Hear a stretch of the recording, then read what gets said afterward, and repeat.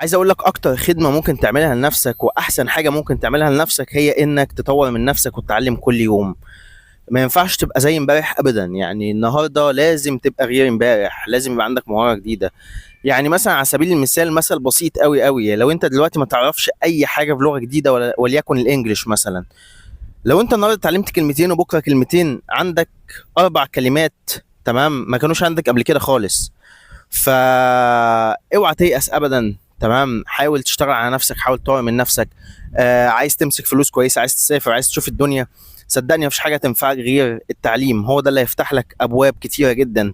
ومفيش اسهل من ان انت تتعلم النهارده، عندك يوتيوب عليه كورسات ببلاش، تمام، عندك حتى يوديمي الكورسات بتاعته بتبدا من $10، مش مبلغ خالص. ولو عايز حتى كورسات فري على يوديمي، فالموضوع سهل وبسيط، تقدر عادي تدور في الفلتر بتاع يوديمي بتاع السيرش وتجيب كورسات فري.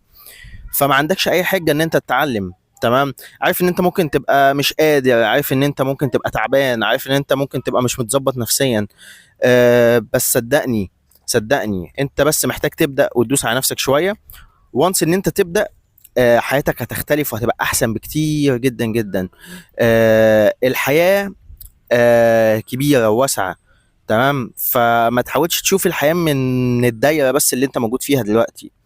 اسعى وحاول وربنا هيكرمك، وهتقدر تبقى يعني في حال احسن السنه الجايه، يمكن 10 20 ضعف اللي انت فيه دلوقتي.